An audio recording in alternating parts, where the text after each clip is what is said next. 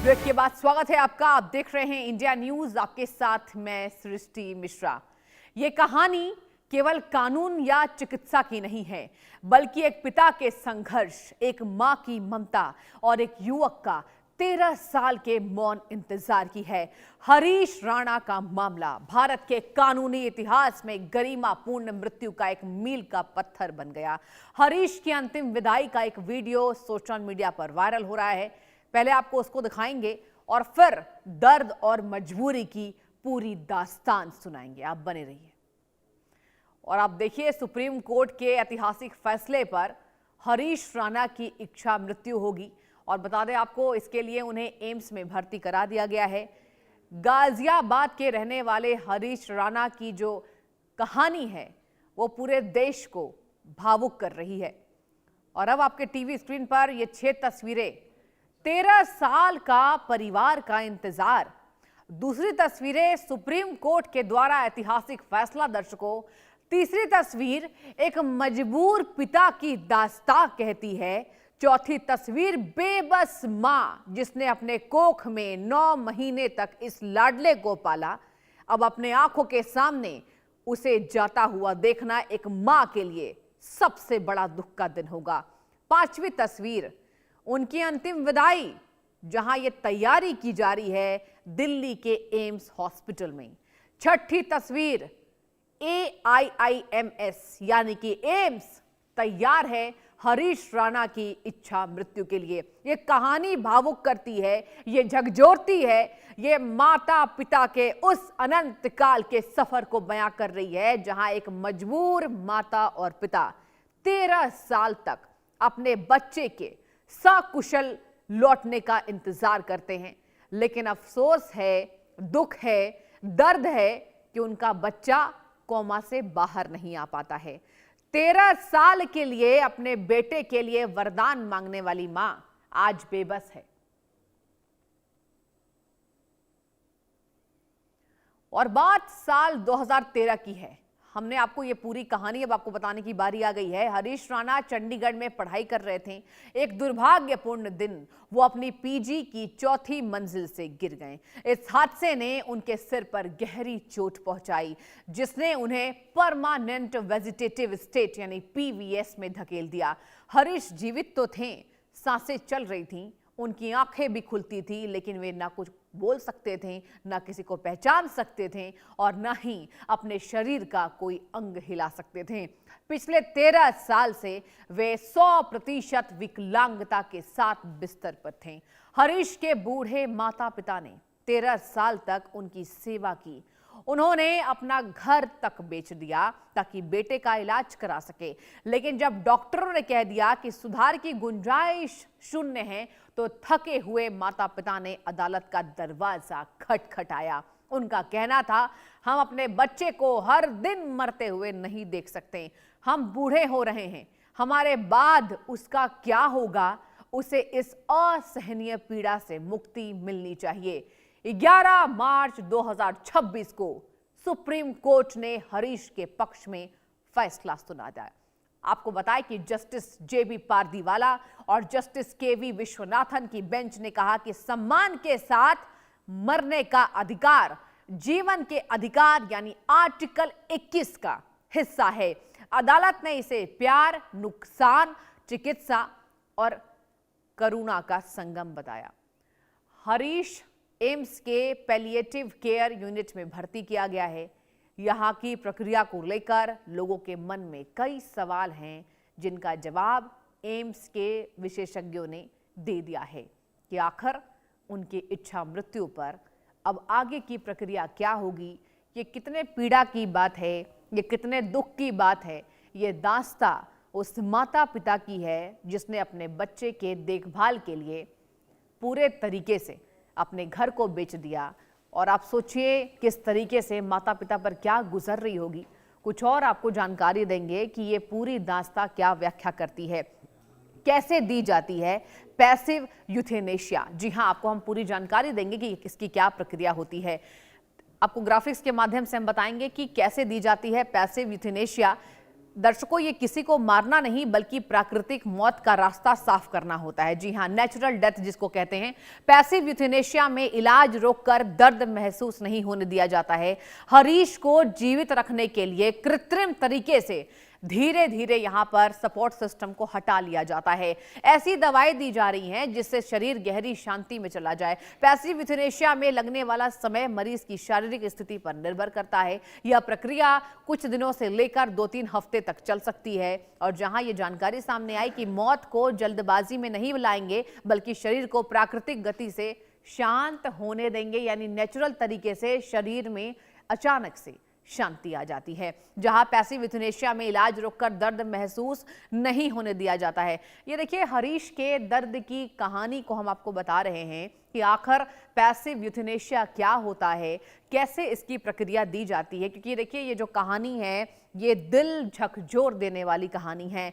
ये मामला हिंदुस्तान में इसलिए ऐतिहासिक हो गया जहां कहा जा रहा है कि सुप्रीम कोर्ट के इस फैसले के बाद जिस तरीके से यहां पर कई ऐसी माएं हैं जो हरीश के लिए लगातार दुआएं मांगती रही, एक मां के बेदर्द देखकर, जिसके बाद आपको बता दें दर्द को देखने के बाद कहा जा रहा है कि लेकिन कोई यहां पर समाधान नहीं हुआ, जिसके बाद ये अहम फैसला लिया गया। और चलिए हम चर्चा पर जाएंगे। हमारे साथ डॉक्टर PS वेंकटेश्वर राव जुड़ चुके हैं, वरिष्ठ चिकित्सक के तौर पर। डॉक्टर साहब, पहला सवाल, अभी मानवता को जिस तरीके से यहाँ पर हम कह सकते हैं एक व्याख्या हम कर रहे हैं, चर्चा कर रहे थे, हरीश का जो दर्द है, हरीश की जो कहानी है, पूरा हिंदुस्तान इससे स्तब्ध है। डॉक्टर साहब, पहला सवाल मेरा आपसे यही होगा कि इसकी प्रक्रिया कैसी होती है और अभी फिलहाल क्या है? नमस्कार। नमस्कार। आपको और आपके दर्शकों को। बात यह है कि एक बार कोई ICU में दाखिल हो जाता है और उनको हम जी सांस लेने का मशीन और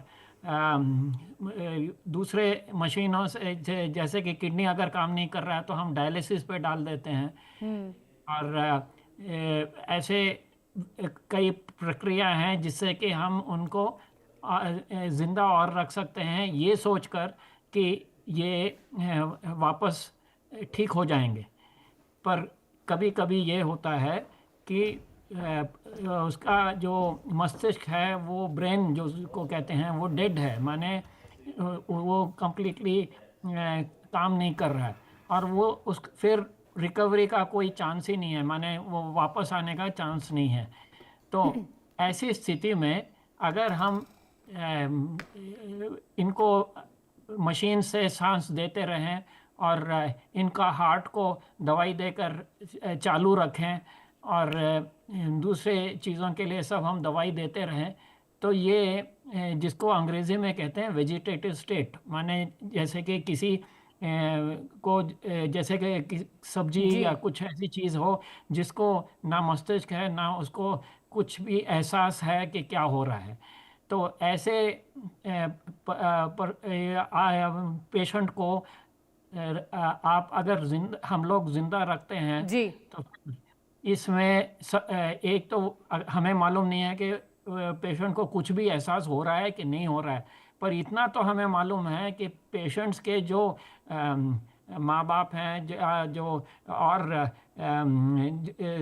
जो इनको जानते हैं, इनको इन पे क्या बीत रही है ये आप ही समझ सकते हैं कि इनका फैमिली मेंबर ऐसे पड़ा हुआ है जिसको कुछ भी मालूम नहीं है कि क्या हो रहा है, और ये एक दिन, 2 दिन, 1 हफ्ते, 2 हफ्ते, महीने भर, अब ये तो सालों साल चल गया। और इसमें दूसरी हानि ये है कि इसमें जो खर्चा होता है, एक तो ये अपना सब काम छोड़कर इस मरीज को देखने में लगे हुए हैं, दूसरी बात यह है कि खर्चे के लिए इन लोगों ने घर बार सब बेच दिया। बिल्कुल बिल्कुल। तो अब वो भी रास्ते पे हैं, उनका क्या हाल है?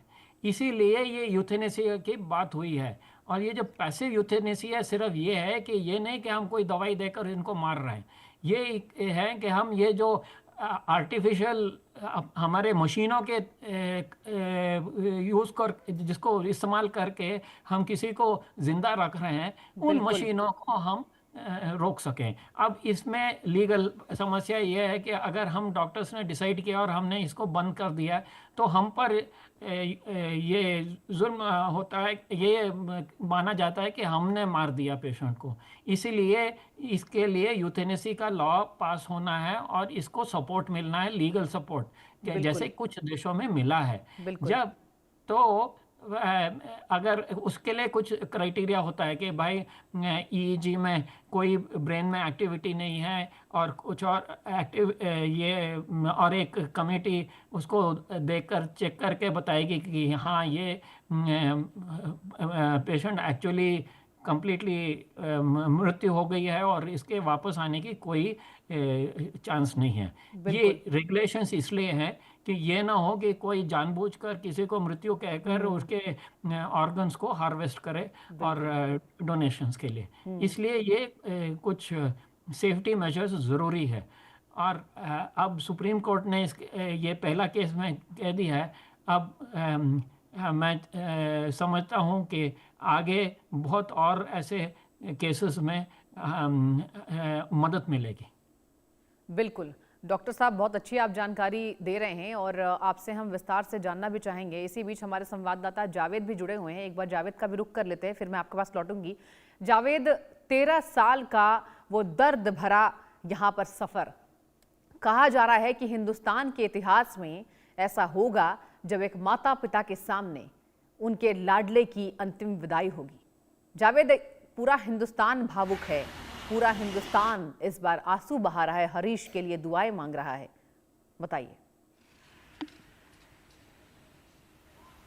देखिए, बिल्कुल बहुत ही एक ऐसा पल है कि शायद ही अगर कोई सुनता है तो उसकी आंखें नम हो जाती है। बिल्कुल। क्योंकि हरीश जिस तरीके से एक जिंदा दिल इंसान था और जिस तरीके से वो एक हादसे के बाद वो कोमा में चला गया, उसके बाद उसके माँ बाप अशोक राणा और निर्मला देवी, वो हर एक जो तस्वीर है और वो हर एक पल है, वो हर एक मौका है जिसको वो गंवाना नहीं चाहते थे और लगातार अपने बेटे की ज़िंदगी के लिए वो कोशिश करते रहे।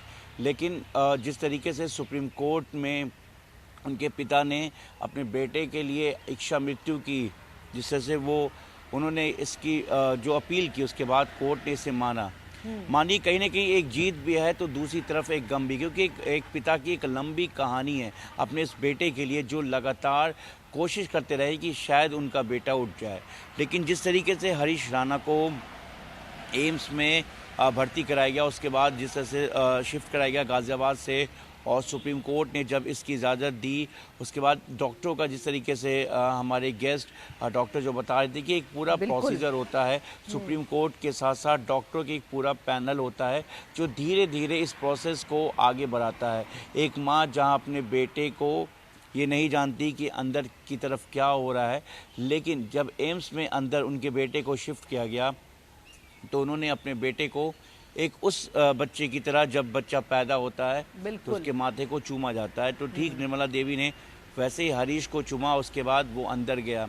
धीरे धीरे जो प्रोसेस है वो बताया जा रहा है कि शुरू हो रहा है। जिस तरीके से ट्रैकेस्टोमी जो एक ट्यूब होता है, जो लाइफ गार्ड जो सिस्टम होता है, जिससे कि जिस तरह के जो पेशेंट होते हैं उनको ज़िंदा रखा जाता है ट्यूब के ज़रिए, और पीजी पाइपलाइन जो होता है उसके ज़रिए जिस तरीके से खाने की चीज़ें धीरे धीरे शरीर में दी जाती है, जिससे कि जो बॉडी है वो मूवमेंट करता रहे। तो ऐसे में जो ये प्रक्रिया बताते हैं कि धीरे धीरे उस पाइप को हटाने की प्रक्रिया शुरू होगी, और लगातार जो डॉक्टरों की जो पैनल है, डॉक्टरों का जो एक पूरा टीम है, जो डॉक्टर इसको पूरी तरह से मॉनिटर कर रहे हैं, वो धीरे धीरे इस प्रोसेस को जानकारी ये मिलने की शुरू की गई है। और जहाँ एक तरफ से लीगलिटी यानी कि सुप्रीम कोर्ट की तरफ से इसकी इजाज़त दे दी गई है, एक बाप ने अपने बेटे की ज़िंदगी के लिए जिस तरीके से इच्छा मृत्यु एक बेटे को दी गई है, एक माँ बाप के लिए पल कैसा होगा, डॉक्टर साहब भी हमारे साथ बने हुए हैं और पूरा हिंदुस्तान समझना चाहता है कि क्या होता है पैसिव यूथेनेशिया, डॉक्टर साहब, मैं आपके पास लौटना चाहूंगी और आपसे जरा विस्तार से समझना चाहूंगी, क्योंकि देखिए यहाँ आम जनता ये भी सवाल पूछ रही है, क्योंकि जिन्हें प्रक्रिया के बारे में पूरी तरीके से जानकारी नहीं है डॉक्टर साहब, वो ये समझ रही है कि आखिर 2 से 3 हफ्ता क्यों लिया जाएगा। एक बार प्लीज आपसे मैं अनुरोध करूंगी, आप समझाइए इस पूरे प्रक्रिया को कि 2 से 3 हफ्ते में, पहले अभी मैं एक रिपोर्ट पढ़ रही थी, उसमें दावा किया गया है कि पहले पानी देना बंद होगा, पहले से ही भोजन की नली बंद की जा चुकी है। अब क्या प्रक्रिया सामने आएगा डॉक्टर साहब? जब सांस की मशीन को हम डिस्कनेक्ट करते जी। हैं, शुरू में तो ऐसे पानी और जो न्यूट्रिशन ये मुंह से थोड़ी खा रहे हैं, ये तो हम खून की नलकी से इसके लिए जो भी प्रोटीन, कार्बो, जो भी शुगर, ऐसी चीज़ें, ग्लूकोज सब दे रहे हैं। और पर जब ये सब बंद किया जाता है तो फिर धीरे धीरे पेशेंट डिटरेट होता है। हम ये देखना चाहते हैं कि कोई भी चांस है कि नहीं। अच्छा, तो ये भी गया। उसके बाद सांस की नलकी को भी हम डिस्कनेक्ट कर देते हैं, तो देखने के लिए कि वो सांस अपने आप ले पा रहे हैं कि नहीं। इसलिए ये प्रक्रिया अचानक नहीं किया जाता है, ये स्टेप बाय स्टेप किया जाता है। और हर स्टेप पे जो टीम बना रखा है या जो पैनल बना रखा है, वो डॉक्टर सब उसको देख कर कहते हैं कि यस, ये ठीक से पैसिव होता है। एक्टिव जो होता है, जहां आप जानबूझकर सब डिस्कनेक्ट करके पेशेंट को मौत परमिट करते हो। जब पैसिव होता है, ये पैसिव होता है कि हम जो आर्टिफिशियली या जानबूझकर अपने दवाइयों से, अपने मशीनों से किसी को जिंदा रख रहे हैं, उसको हम स्टेप बाय स्टेप हटा रहे हैं। इसलिए ये हो रहा है। और ये इसीलिए पॉसिबल है क्योंकि इसमें लीगल बैकिंग मिला है सुप्रीम कोर्ट का कि आप कर सकते हो। ठीक है। एक्टिव यूथेनेसिया भी होता है कुछ देशों में, जहां वो पेशेंट डिसाइड करता है कि भाई मेरे पास ये कैंसर है या कुछ और है, मैं इसको सहन नहीं कर सकता हूं। तो एक जैसे कि जेल में जिसको मौत की सजा दी गई है, इंजेक्शन से मौत होती है, वैसे ही इंजेक्शन देकर मौत किया जाता है। वो एक्टिव है, वो एक्टिव यूथेनेसिया है। वो ज़्यादातर दुनिया में नॉट अलाउड, पर कुछ देश हैं जहां इट इज परमिट, जहां इसको इसके लिए परमिशन दिया गया है। पर पैसिव यूथेनेसिया के लिए ये जिससे में हम कोई दवाई देकर उसको नहीं मारेंगे। हम जो दे रहे हैं वो सपोर्ट, उसको धीरे धीरे कम किए जा रहे हैं।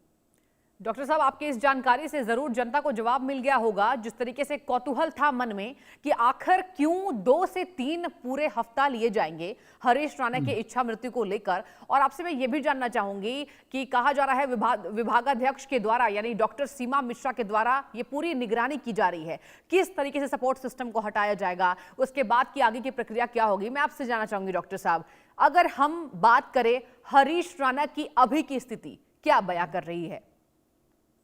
देखिए, ये 13 साल हो चुके हैं, तो ये इसका मतलब यही है कि ये ब्रेन डेड थे, अब तक कभी उठे ही नहीं, कभी रिस्पॉन्ड नहीं किया जी। तो ये लीगल रीजंस के कारण ये चलता रहा है। और ये देखिए, जो अंग्रेजी में कहते हैं life is based on hope. Exactly. तो जिंदगी इसमें है कि हम सोचते हैं कि कुछ ना कुछ अच्छा होगा, कुछ उन्नति होगी, कुछ बदलाव होगा अच्छे के लिए। इसी के कारण हम लोग सब जिंदा हैं। तो निराशा, और हम डॉक्टर्स का ये काम है कि एक तो दवाई दो, दूसरा निराश होने से बचाओ, क्योंकि अगर कोई बहुत निराश हो जाएगा तो वो तो वैसे ही मर जाएगा। ठीक है डॉक्टर साहब, समय हमें इतने की ही इजाजत देता है। जावेद, आपका भी बहुत शुक्रिया। डॉक्टर साहब, आपका भी बहुत शुक्रिया ये तमाम जानकारी देने के लिए। तो देखिए, हमने डॉक्टर साहब से पूरी चर्चा की कि आखिर एम्स में हरीश राणा के केस में क्या प्रक्रिया, जानकारी सामने आ रही है। पहले 2 से 3 हफ्ते का समय लिया जाएगा, धीरे धीरे करके लाइफ सपोर्ट सिस्टम को हटाया जाएगा। कई जनता ये पूछ रही थी, कई सवाल ये किया जा रहा था कि आखिर अचानक से क्यों इच्छा मृत्यु नहीं दी जाती है, और इसी पर हमने खास रिपोर्ट तैयार की है। अब बारी है आपको रिपोर्ट दिखाने की। ये रिपोर्ट देखिए।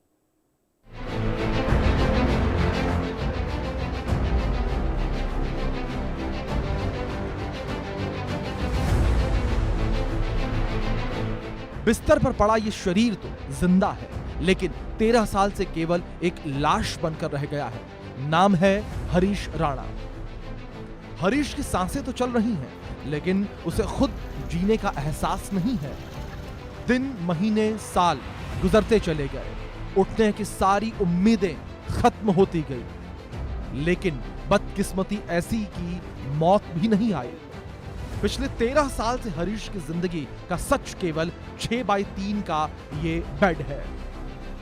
उसकी वो माँ जो कभी अपने बच्चे की जिंदगी की दुआ मांगती थी, वो भी अपने बच्चे की बेबसी देखकर ऊपर वाले से उसकी मौत की दुआ मांगती रही। लेकिन जब उसकी दुआ नहीं हुई तो उसने कोर्ट का दरवाजा खटखटाया और सुप्रीम कोर्ट ने उस खामोश जिंदगी की तकदीर पर अपना फैसला सुना दिया।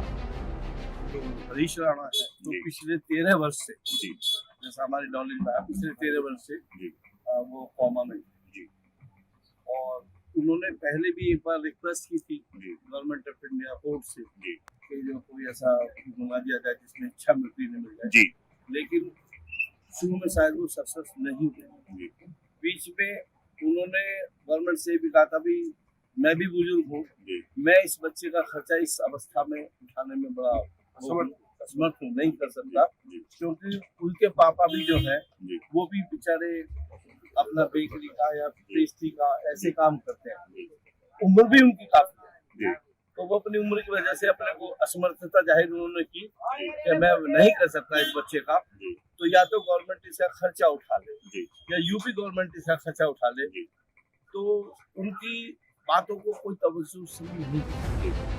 जस्टिस पारदीवाला ने फैसले की शुरुआत शेक्सपियर के उस कॉलेजीय और दर्द भरी कथन होना या न होना से की जो जीवन और मृत्यु के बीच झूलते एक इंसान की गहरी पीड़ा को दर्शाता है।